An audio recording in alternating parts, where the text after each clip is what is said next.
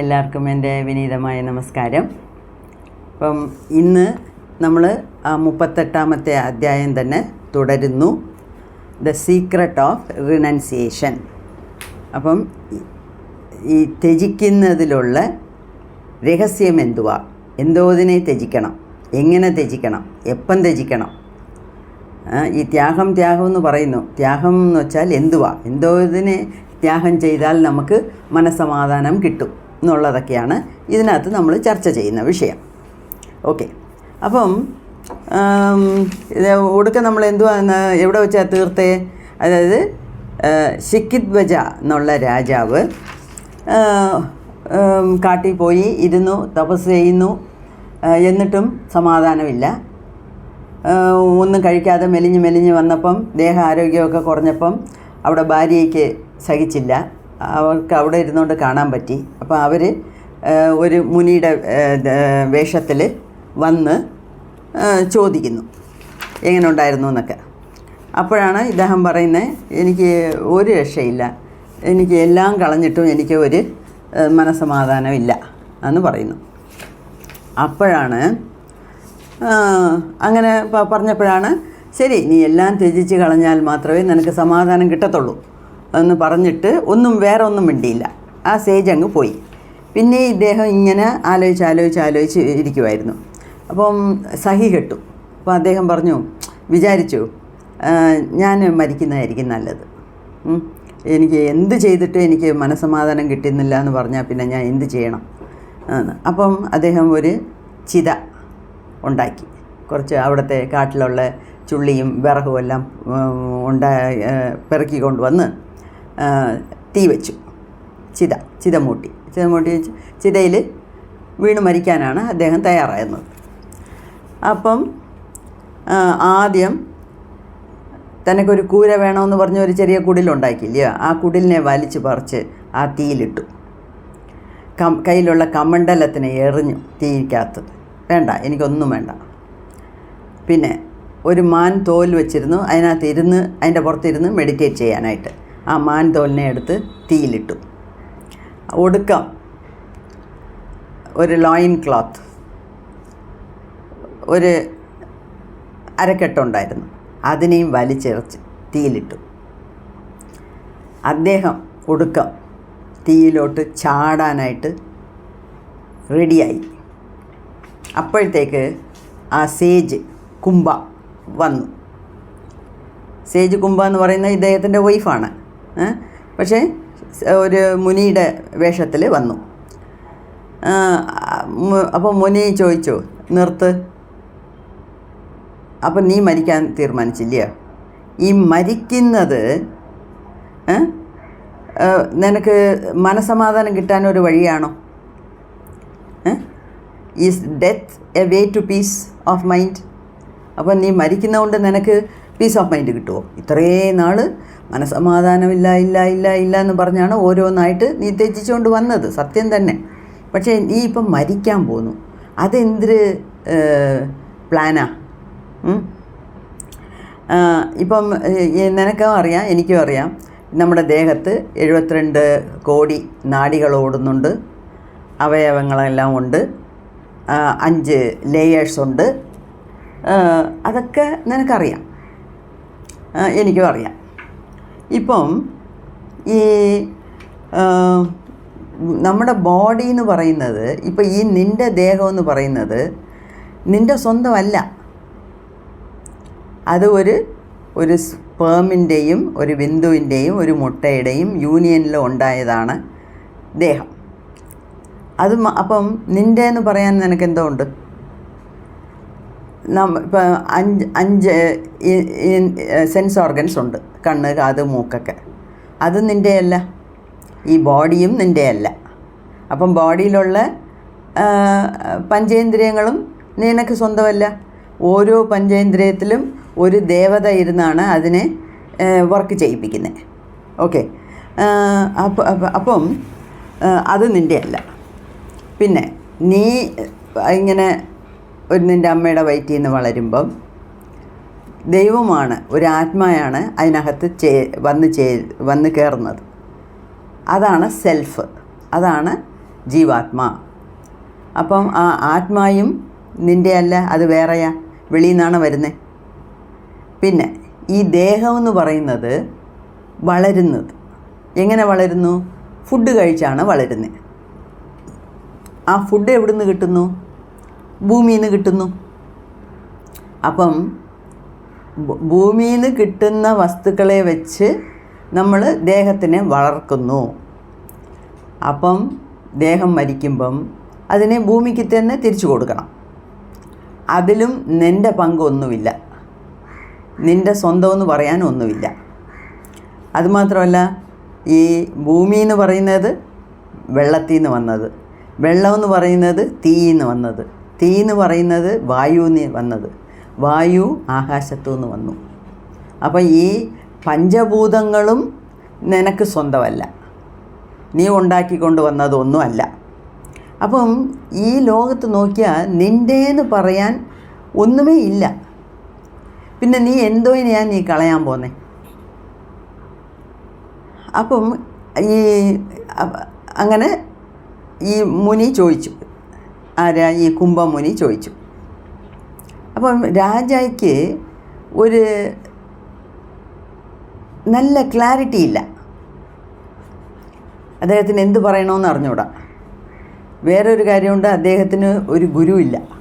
ഇപ്പം ഈ രാജാവിനെ സംബന്ധിച്ചവരെ അദ്ദേഹമായിട്ട് തീരുമാനിച്ചു, എനിക്ക് പീസ് ഓഫ് മൈൻഡ് ഇല്ലാത്തതിൻ്റെ കാരണം ഈ സിംഹാസനമാണ്, അതിനെ എടുത്ത് കളഞ്ഞാൽ അവിടുന്ന് ഞാൻ മാറിപ്പോയാൽ എനിക്ക് പീസ് ഓഫ് മൈൻഡ് കിട്ടുമെന്ന് അങ്ങേരായിട്ട് ഊഹിച്ചത്. കാട്ടി വന്നപ്പോൾ അവിടെയും ഇതില്ല, ഇതാ ഇപ്പം മരിക്കാൻ പോകുന്നു. അപ്പം ഈ സേജ് കടന്ന് പിടിച്ച് നിർത്തി വെച്ചിരിക്കുന്നു. അപ്പോൾ അദ്ദേഹത്തിന് എല്ലാം കൂടെ ഒരു കൺഫ്യൂഷനാണ്, ഒന്നിനും ഒരു വ്യക്തതയില്ല, ഒരു ക്ലാരിറ്റി ഇല്ല. അപ്പോൾ ഈ ക്ലാരിറ്റി ഇല്ലാത്തതിൻ്റെ കാരണം അദ്ദേഹത്തിന് ഒരു ഗുരുവില്ല. ഒരു ഗുരു ഉണ്ടായിരുന്നെങ്കിൽ അദ്ദേഹം ഗുരു പറഞ്ഞു കൊടുത്തിരുന്നേനെ.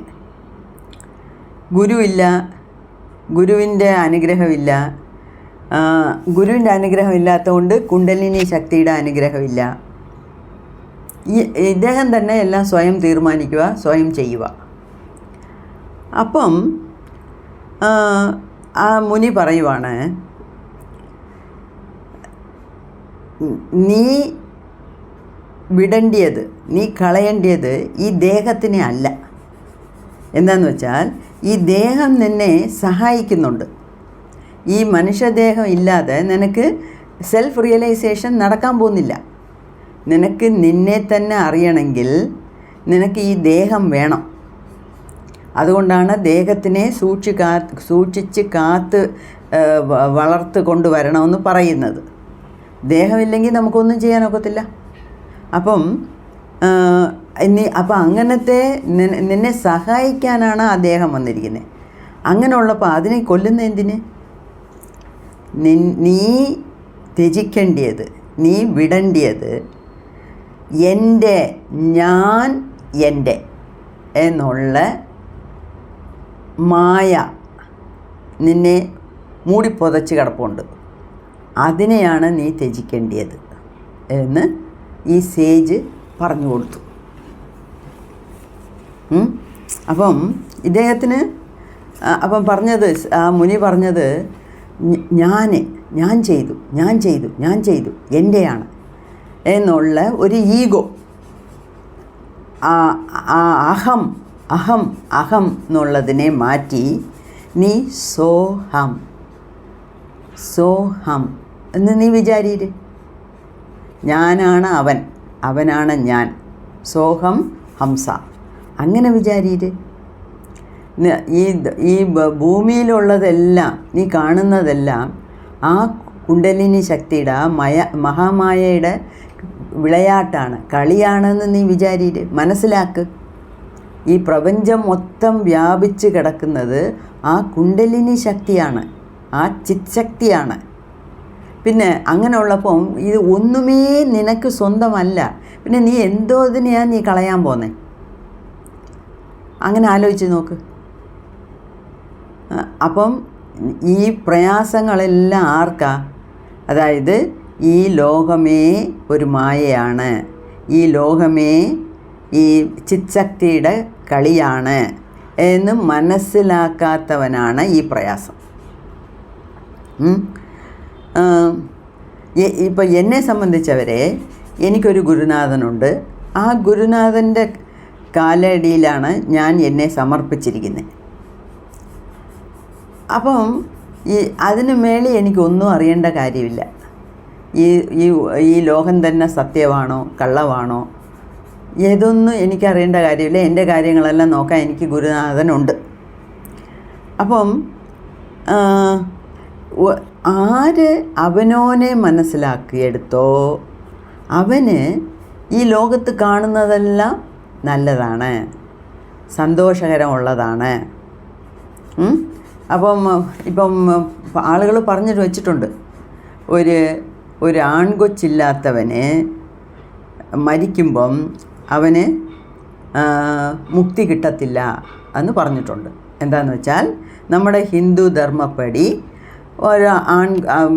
അതും തലച്ചൻ മൂത്ത ആൺകൊച്ചാണ് അവൻ്റെ അച്ഛനോ അമ്മയോ മരിക്കുമ്പം കർമ്മങ്ങൾ ചെയ്യേണ്ടത്. അപ്പം നേരെ ചൊവ്വേ കർമ്മങ്ങൾ ചെയ്തില്ലെങ്കിൽ ആ ആത്മാവ് മുക്തി അടയത്തില്ല, ആ ആത്മാവിന് മുക്തി കിട്ടത്തില്ല എന്ന് പറഞ്ഞു വെച്ചിട്ടുണ്ട്. സത്യം തന്നെയാണ്. പക്ഷേ അങ്ങനാണെങ്കിൽ ഒരു സന്യാസിക്ക് എവിടുന്ന് മോൻ വരും? സന്യാസിക്ക് കല്യാണം കഴിച്ചിട്ടില്ല, അയാൾക്ക് മക്കളില്ല, പിന്നെ ഏത് രീതിയിൽ അപ്പോൾ സന്യാസിക്ക് മുക്തി കിട്ടത്തില്ല എന്നാണോ? നീ വിടേണ്ടിയത് വേറൊന്നുമല്ല, ഞാൻ എൻ്റെ, ഐ ആൻഡ് മൈൻ, ഞാൻ എൻ്റെ എന്നുള്ള ചിന്തയെ നീ വിടണം. അപ്പം അങ്ങനെ ഈ മുനി പറഞ്ഞു. ഇപ്പം ഈ ചുടല മഹാറാണിയെ സംബന്ധിച്ചവർ ഒരു പെർഫെക്റ്റ് യോഗിനിയാണ്. അവരെ സംബന്ധിച്ചവർ ഈ ലോകം മുഴുക്കെ ചിത്ശക്തിയുടെ കളിയാണ്.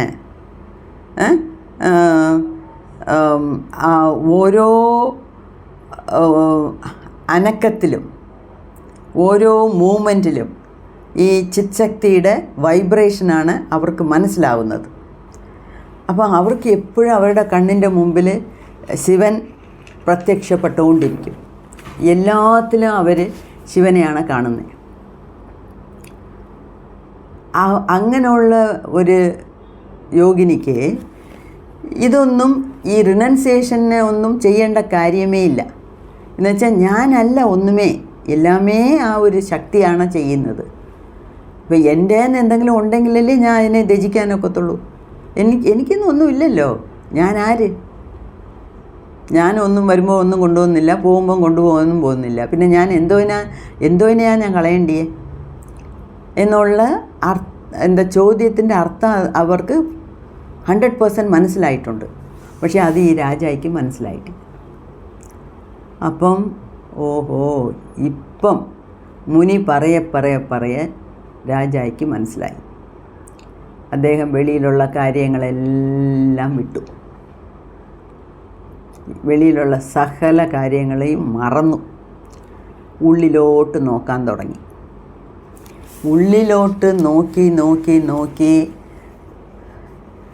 യാത്ര ചെയ്തപ്പം അദ്ദേഹത്തിൻ്റെ സെൽഫ് മനസ്സിലായി. ഞാൻ ആരാ എന്നുള്ളതിൻ്റെ അർത്ഥം പിടികിട്ടി. ഡീപ്പായിട്ട് സമാധിയിലോട്ടങ്ങ് പോയി. ഇപ്പം അദ്ദേഹത്തിന് ഒരു ദ്വൈതം, ഡ്യുവാലിറ്റി ഇല്ല. ഞാൻ വേറെ, നീ വേറെ.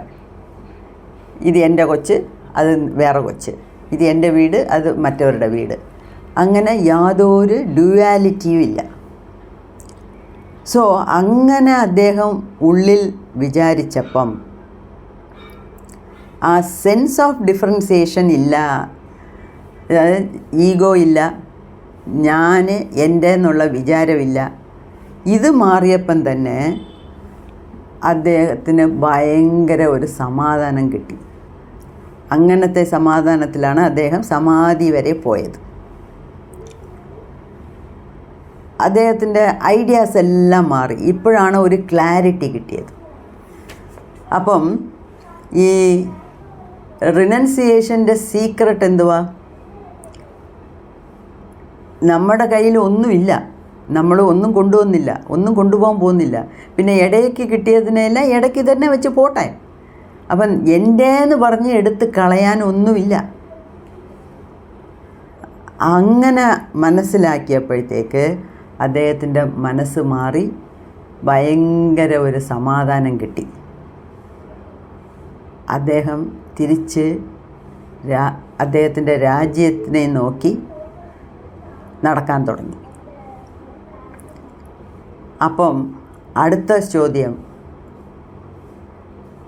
ഇത്രയൊക്കെ മനസ്സിലാക്കിയ മനുഷ്യൻ തിരിച്ചും രാജ്യത്തിലോട്ട് എന്തിനാണ് പോകുന്നത്, വീട്ടിലോട്ട് എന്തിനാണ് നടക്കുന്നത് എന്നുള്ള ഒരു ചോദ്യം അവിടെ വരുന്നു. അപ്പം ആ ചോദ്യത്തിനുള്ള ഉത്തരം അടുത്ത വീഡിയോയിൽ കാണാം. എന്താണെന്ന് വെച്ചാൽ ഞാൻ പറഞ്ഞില്ലേ, അത്രയ്ക്ക് എഴുതിയിട്ടുണ്ട്. അപ്പം ഇനി 1 or 2 വീഡിയോ വെച്ച് വേണം ഇതിനെ തീർക്കാൻ. അത്രയ്ക്ക് നല്ല കാര്യങ്ങളൊക്കെയാണ് പറഞ്ഞിരിക്കുന്നത്. ഇപ്പം രാജായുടെ അവസ്ഥ എന്തുവാന്ന് മനസ്സിലാക്കി കാണും നിങ്ങൾക്കെല്ലാം. അപ്പം നമ്മളും എങ്ങനെയാണ് ജീവിതത്തിനെ അപ്രോച്ച് ചെയ്യേണ്ടിയത്, ജീവിതത്തിനോടുള്ള കാഴ്ചപ്പാട് എന്തുവാ, എങ്ങനെ ഇരിക്കണം എന്നുള്ളത് ഇപ്പം നമുക്ക് നല്ല മനസ്സിലായി കാണും. ഇതിനെക്കുറിച്ച് തന്നെ, ഈ രാജാവിൻ്റെ കഥയെക്കുറിച്ച് തന്നെ ഡീപ്പായിട്ട് ആഴ്ന്ന് ചിന്തിച്ച് നോക്കുക. മുനി എന്തുവാ പറഞ്ഞ രാജായെടുത്ത്, അത് നമ്മുടെ ജീവിതത്തിൽ എത്ര ദൂരം പ്രാബല്യമാക്കാൻ ഒക്കും, എത്ര ദൂരം നമുക്കത് പ്രാക്ടീസ് ചെയ്യാനൊക്കും എന്നുള്ളതിനെക്കുറിച്ച് ചിന്തിച്ച് നോക്കും.